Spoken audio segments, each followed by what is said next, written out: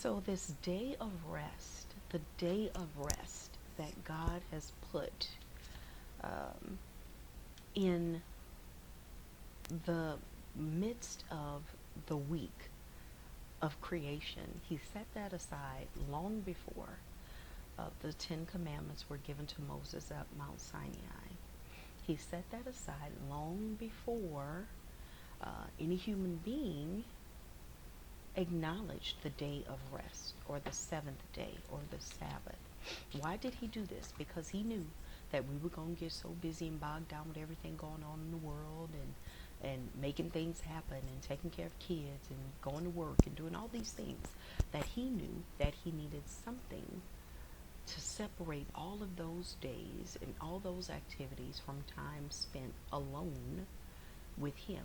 Even though we spend time every day, I'll do a devotional time every morning and every evening, but he still wanted time, a special day, a sacred day set aside for him. Now, a lot of people, I already know, a lot of people, especially in today's world, would say, guess what? The Sabbath was for the Jews, or that seventh day, that day of rest was for the Jews. This was long before there was a Jew in sight. God rested on the seventh day and he blessed it, he made it holy.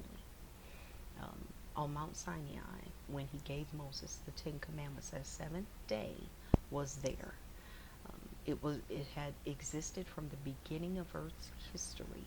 Why? Because he knew we needed it. So many times, there are people who will say the Sabbath was done away with, but it wasn't. And if you read the Bible, you can see it wasn't. Jesus kept the Sabbath, and it wasn't just for the Jews. There were others around the world who kept the Sabbath as well during that time. But um, the caveat to that is if the law was done, they like to say the law was done away with, which means we don't need to keep the Sabbath. That's not true.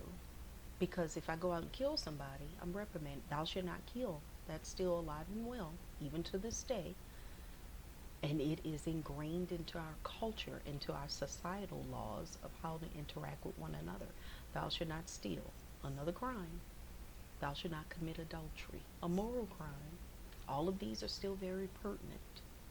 Honor thy father and thy mother.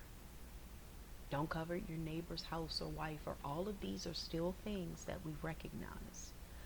We recognize, those of us who believe in God recognize, thou shalt have no other gods before me. Even though we can sometimes idolize other things, there's only one God. We can idolize other things and make those things idols. But I hear people say, but you make other things gods. No, nothing else could ever be God. He's God. We make other things idols.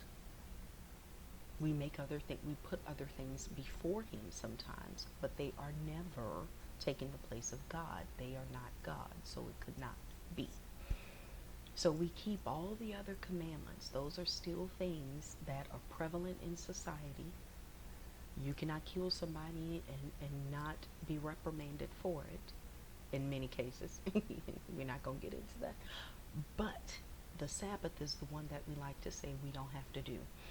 If you read Exodus chapter 20, verse 8, it is the only commandment that God says, remember, remember, remember. And it's the one we want to forget. God is telling us this. Why? Because once again, he wants us to get that rest. He doesn't want that day to look like every other day where we're going to football games and we're out. He wants it to be a day where we can just rest and be still and know that he is God. He wants us to be still and understand that we need that day of rejuvenation, that day of rest. That day is not a day for him, it's a day for us. He put that there for us, for our benefit. And in today's society where many people do not take out that day to rest, many people do not, or I'll hear my Sabbath is on XYZ day. You didn't create a world. You didn't create me, so how do you have a Sabbath? God said this is the Sabbath day, the seventh day of the week, which is on Saturday. So on that day, for me, I rest. Whether it's going to church and then doing nothing, or going out to feed the homeless, or rest, taking time away from work, from emails, from all the other stuff, from bills. Y'all, I wish we had a 7 day a week Sabbath to get away from bills because they seem to come every day. Um, but getting away from all of those things and revitalizing and refocusing on God and what He has done for me, that is the purpose of that day that God has mandated as the Sabbath and has ordained as the Sabbath. Therefore, He knew that we needed it. He knew we needed to be still. He knew we needed to rejuvenate and get away from all the things. I can literally tell you of times where I had a massive headache by the time Friday arrived, but all that kept me going was knowing, ooh, tomorrow's Sabbath. Saturday is Sabbath, and none of this stuff will be thought about on that day. I will reflect on God and what He's done for me and go out and do something in my community to help better the society in which we live. But the focus isn't going to be work and hustle and bustle and grind and doing all of these other things that ultimately distract from God. So on that Sabbath day, that is what we do. We rest, we spend time with family, go to church, look at church, read the Bible, go out and feed the homeless, visit those who are in jails or in prisons, things that we don't have time to do during the week. Now, of course, we make time for devotional because God is God all days of the week, and I want to spend time with Him because that's what you do, right? When you have somebody you're in a relationship with, you look forward to spending time with that person. I look forward to spending time with God, as I know many of you do. So I make time for devotional, but on the Sabbath, it's a little different. Everything else is cut out. I don't have to make time for devotional and then say, okay, I got to get to these emails.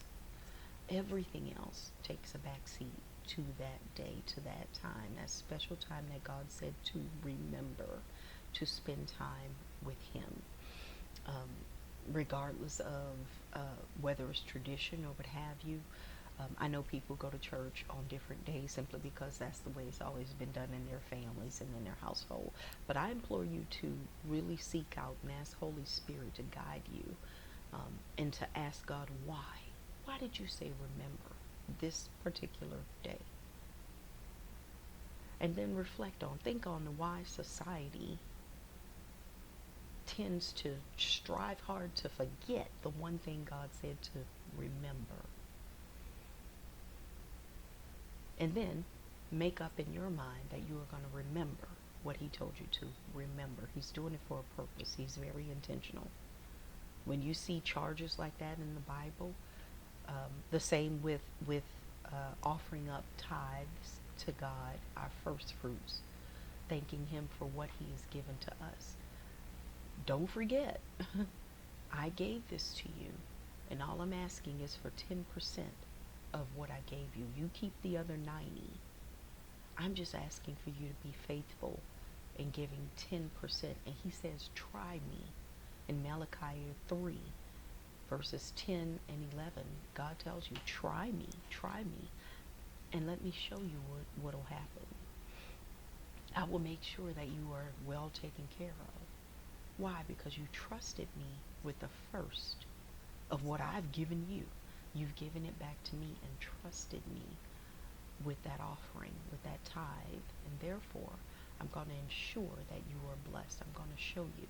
And people are like, oh, that means I'm going to get 20 times the amount back in money and my bank account going to be fat. That's not. Although God does take care of His people, He's not saying I'm going to make you a millionaire if you tithe to me. He's going to take care of you in other ways. And it came to me all my life. I've been taught to tithe, and I thought my parents were crazy because they would tithe on their income and then give me an allowance to tithe on, and I had to tithe on that. I'm like, that's double tithing. They said it's not about that. It's about faith. It's about you trusting God, even with that 10% that you want to return to Him. Trust Him with that. And I know people who are multi-million-dollar business owners who tithe 10% of all of their income, and they're blessed because of it. But God blesses us in other ways. I can tell you, outside of little sinus issues, and that's only because I live in DFW, y'all. It's crazy right now, this weather and this air. Um, but other than that, I don't have a lot of health issues. I don't have a lot of issues heading into 50 that I assumed would be the case simply because I'm getting old. And then I realized, no, I know. And my body is as good a shape as it was when I was in my 20s. Why? Because God has put his hand on me. And I'm so grateful and thankful because of that. I don't have to take certain medications, insulin, and I don't have to take high blood pressure meds because he's blessed me in this way. And there are others who do. God blesses people in different ways. Okay, there are others who do have to take certain medications, but he's blessing you in other ways. And he's keeping you even in the midst of you taking medication.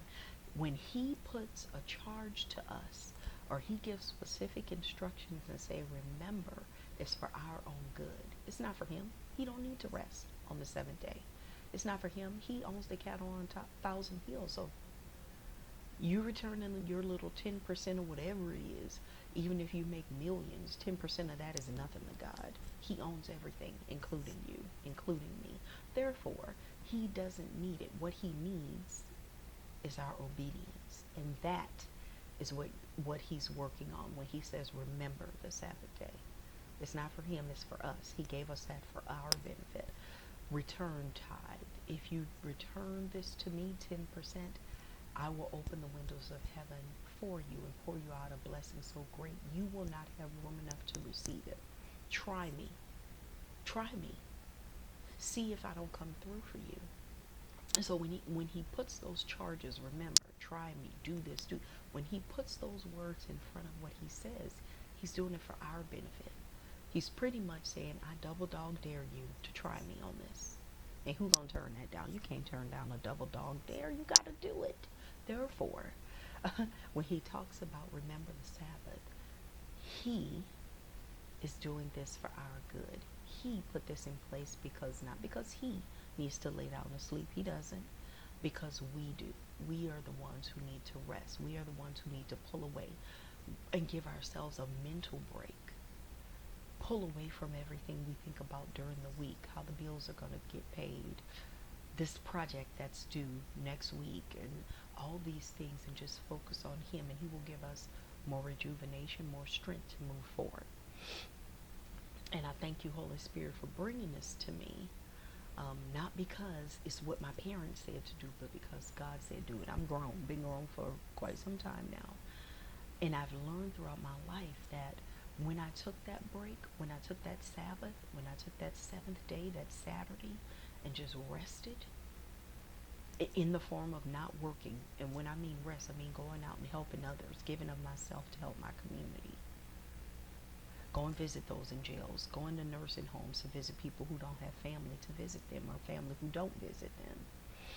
Helping a neighbor with whatever it is he or she needs. Giving of myself. I felt 10 times more rejuvenated than I ever would if I sat there and worked on things that I've worked on during the week. The same old, same old. We never get a break. Mentally, you never get a break if you don't take that time away. As God mandated, you never get a break. So in the midst of everything that goes on, it's just another day. We're moving. We never get a break. And we wonder why we can't focus mentally. We wonder why we can't get clarity.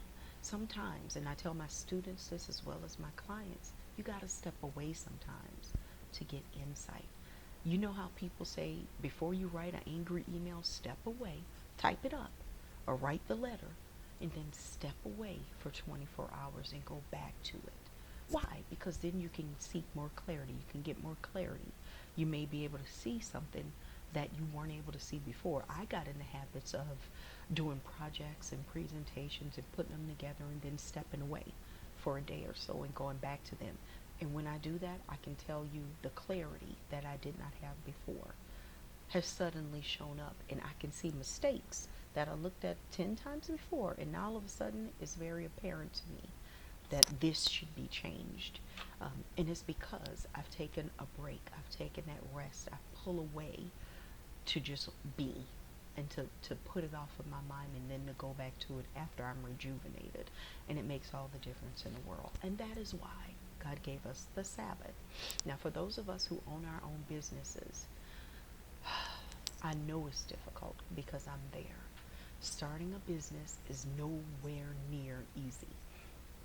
But I know that it's tough for us to step away and say, you know what, I'm going to take a day. All we can think about is what we have yet to accomplish and what we have left to do.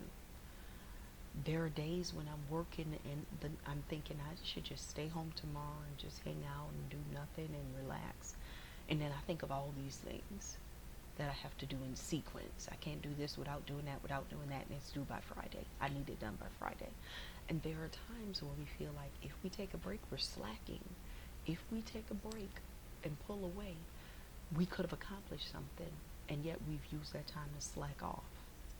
I know, I've been there, I've done it. I'm there now.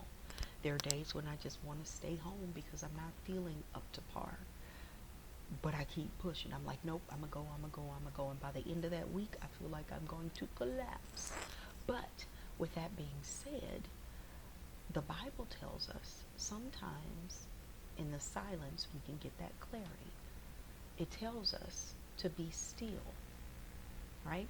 In Psalm chapter 46, and if you have your YouVersion Bible app or your Bible, your live Bible, you can look it up. Psalms 46 verse 10, be still and know that I am God. Sometimes we just have to be still. Earlier this year, at the beginning of the year, God told me to take a break, and I thought that was coming from the devil. I'm like, there's no way God is going to tell me 5 months after starting this business that I need to be still for a month. Who does that? What? Be still. Do you know everything I have to do? Have you seen my planner? And yes, y'all, I do. That is correct. I said planner. I do have a live planner that I use because I like to write things down and then check them off. And I'm that type A with that. I love seeing things delete themselves from my list after I've done them. So it's wonderful to do that. And I like doing it on paper. I don't want to do it electronically. I like live books, as I told you before. So I like to have these things on my desk so that I can flip through pages of my Bible, flip through my planner to see what I've accomplished for the week. So therefore, when God told me to take a month, I'm like, but I have no profits yet. Profit margin is zilch. I have nothing yet. How can I just take a month and not do anything? That doesn't make, it made zero sense to me. But what I realized is the hustle and bustle that was causing me to stay up late at night, to have anxiety, to have massive cluster migraines without end for 5 months. I went through this. No medication was helping. For 5 months, I had severe anxiety and felt like rocks were sitting on my chest and all this other. And I'm a nurse, and I'm like, I know better. I know that I probably need to step away, but I have this work to do, and I gotta get it done. I have to get it done. I keep moving forward. I have to keep pushing. And then I live in a Western society, civilization that believes early bird get the worm. Stay for 15 hours or you haven't done enough. If you own your own business, many of you who have opened businesses and are currently running businesses, you know you work harder at your own business than I ever would working for somebody else. I used to cut my days off at 6 to 7 hours because I'm like, I did everything I need to do. I'm going to my house. But when I'm running my own business, it's a lot different. There's a lot more required, and you're the only one doing it in many cases, unless you have workers, people working with you to get it done. You are the only one doing a lot of what's being done when you run your own business. So to hear take a month off and be still, that kept coming to me. Whether it was friends texting me saying, I read this and it hit me, the Lord told me to send it to you. What was it? Psalm 46:10, be still. My Bible plans that I was reading, and I told you YouVersion Bible app has a plethora of plans, all of them for unique situations. If you need to know how to raise Young teenage boys, there are Bible plans for that. If you need to know how to be a girl mom, Bible plans for that. If you need faith to get you through a loss, Bible plans for that. If you need to be comforted, if you have anxiety, if you have mental illness, all of these things are covered in the YouVersion Bible app plans. So I was doing Bible plans on entrepreneurship and leadership and starting my own business. When I tell you repeatedly what kept coming to me in Bible apps, be still. In my Bible readings for the evening, be still. Now, I could have read that at any time during the year, but in the very days that God was telling me to be still, guess what verse and chapter I was on? Be still. I'm like, how is this even possible? I had friends who would send me sermons from different ministers, be still. And I'm like, okay, I got it, be still. So I was still for about a month. And it drove me crazy because I'm like, this can't be right. I know I'm supposed to be working on this business. I know I'm supposed to be doing, but God was very intentional in telling me to be still. Bills were piling up and all these things were happening, yet he kept telling me, ignore the noise. All of that is sent to distract you, but do what I'm telling you to do, be still. Well, in the midst of that month of me being still, the anxiety went away, and I'm not an anxious person at all. I've never had issues with anxiety, but that went away, and it was the fear of the unknown. I didn't know what was coming. Is this business really going to take off? Is it going to be something? Is this really what you call me to do, Lord? There were doubts everywhere because I was not seeing the prophets come in that I assumed I would see if God led me to something. Be still kept coming to me. In the midst of me being still, I no longer had the chest pain, no longer had the headaches, no longer was stressed out every day. There was still a little angst about how these bills gonna get. I need these covered, but I was able to regroup and recoup. And when I came back in February, there were so many ideas popping and so many things that I never would have paid attention to and I never would have received if I couldn't hear him speaking to me because I was so worried about everything else around me. I took a month because he told me to. Even though I didn't agree with it, I did it. I did it in faith, and he showed me that I could relax and he was going to take care of it. Maybe not in the time I wanted him to, because I wanted it done in August on day one when I started running my own business. But he would take care of it in his own way, in his own time.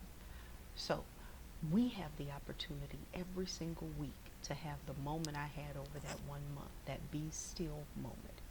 He's telling us, be still. Take that Saturday, take that Sabbath, and step away from all of this and get back into it at the end or at the beginning of the work week. You'll have more clarity. You'll be less stressed out. You'll have more time for kids and family.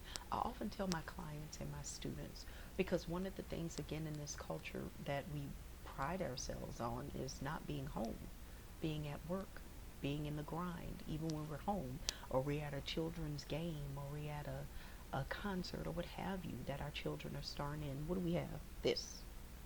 And we're answering emails, and we're out to dinner. We're doing this. We're always connected to the world and to work. We never take time to really be still.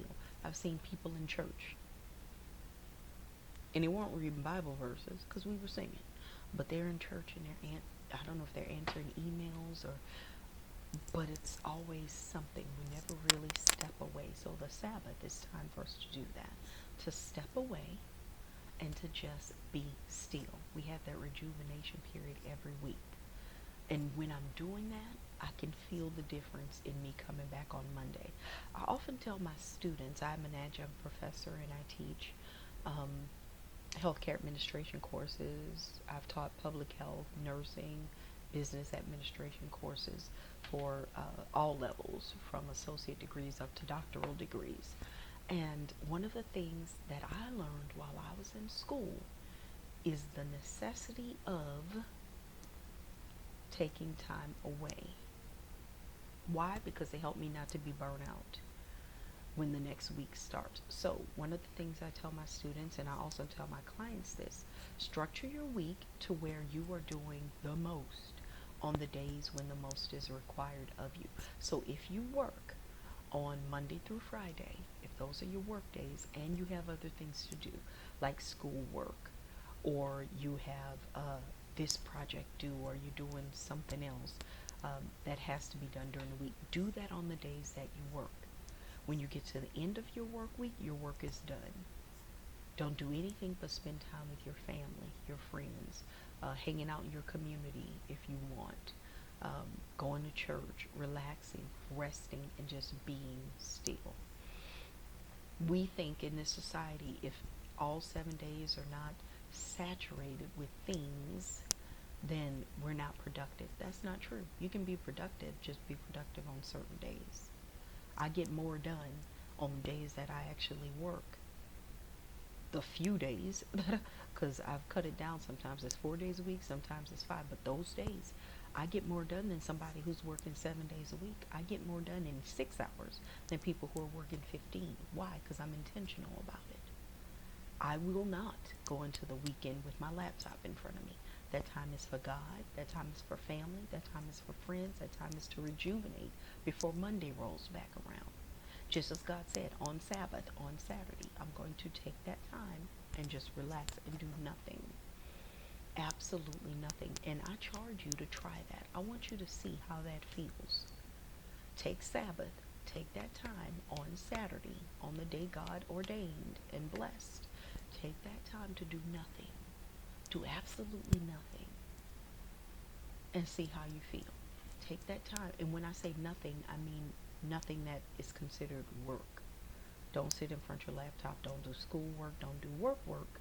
Don't answer emails. Don't get caught up in social media unless it's something that uplifts you. Sometimes social media is good, and many times it's not. It's stuff that'll bring you down, and it's unnecessary. Save that stuff for during the week if you're addicted to social media. But on that day, step away from all that. Spend time. I love to spend time looking out the window and seeing what is out there, and looking at nature and thanking God for what He has given us to look at, what He did for us during creation week, what He has done that sustained even throughout thousands of years. It's still here.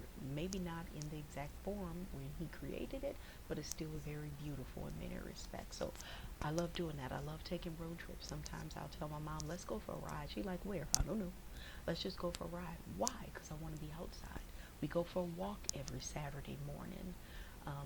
As soon as the sun come up, we're out there. We're listening to birds chirping. When we pass by the lake that is not too far away from my home, and I'm just at awe. I'm in awe and enamored by what God has done. And we pass all that up. We're sitting in traffic Monday through Friday, or whatever days you work.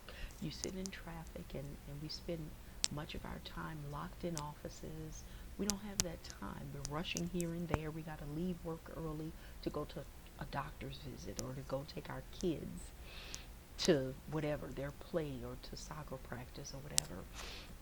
But it's always a hustle and a bustle. It's very rarely time where we just be still and realize and recognize and be grateful for what is around us. So I implore you to do that. I don't care what day you go to church, whether it's Saturday, Sunday, Monday, Tuesday, Wednesday, Thursday, Friday. On Sabbath, on the Sabbath that God ordained, on Saturday, the seventh day of the week, I want you to take time and just be still. Be still. Take a walk around your neighborhood with your family. Plan a little. I love planning brunches and cookouts, or whatever you want to call it. I love doing that. I love just going to parks and sitting there and pulling out blankets. People don't do that now because it's hot, and this air isn't the best quality sometimes, especially here in DFW. But take time out to do that. And just go sit and be with your family. I cannot tell you how it will draw you closer to one another and draw you closer to God. You cannot sit and look at the sky and not realize that there's a God. You can't.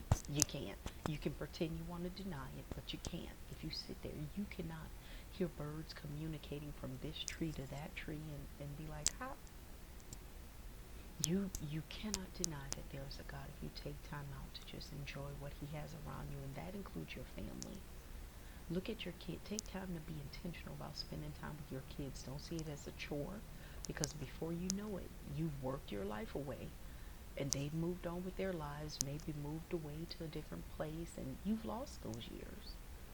Take time. Don't look back on your life and wish I would have.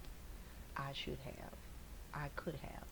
Live that way now. Don't live life with regrets. God has given us this time on Sabbath, on Saturday, to spend time reflecting on him, to spend time with family and enjoying life.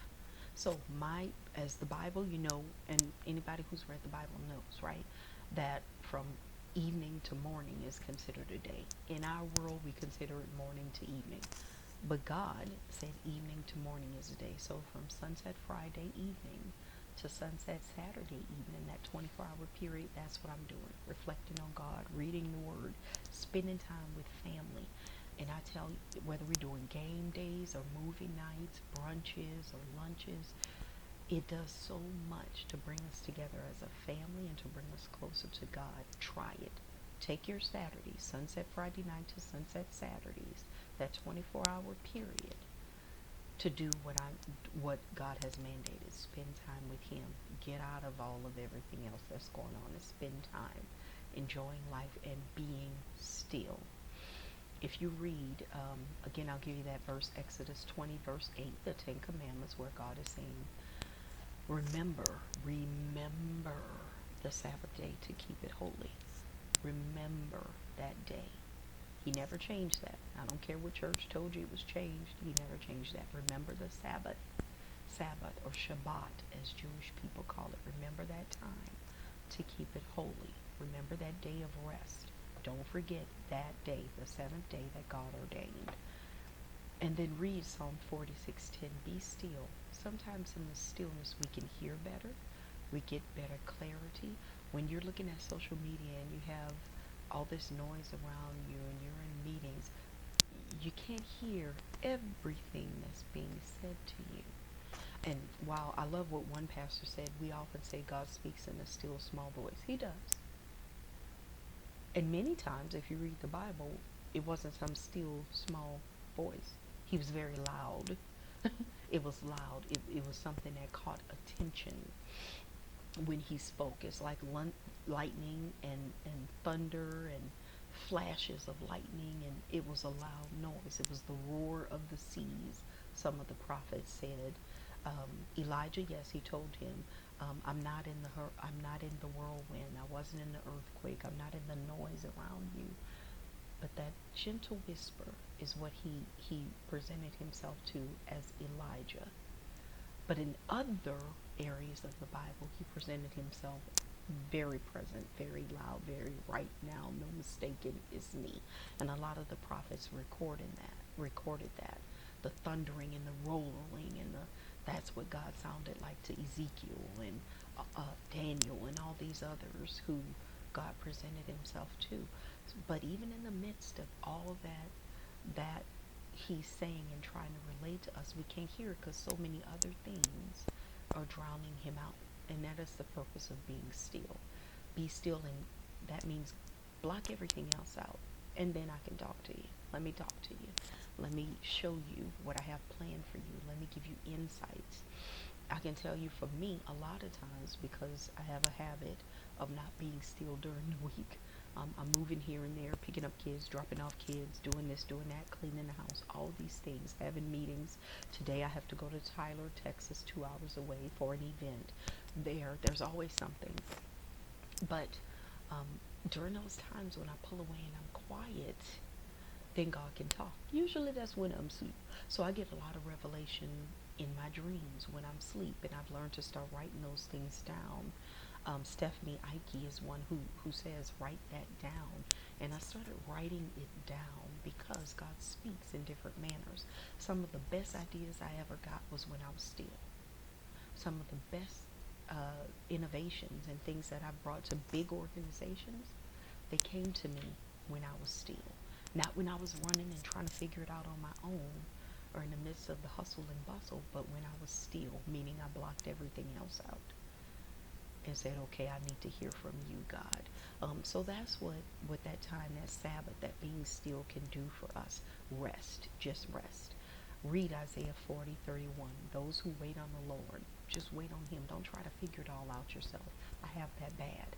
I feel like, okay, this person is doing that, and that. And LinkedIn is has no shortage of showing you what other people are doing. And sometimes we feel like, well, maybe I should be doing more. They're successful. They're doing more. But there are times when we literally need to be still so God can bring forth what it is that he has promised for us.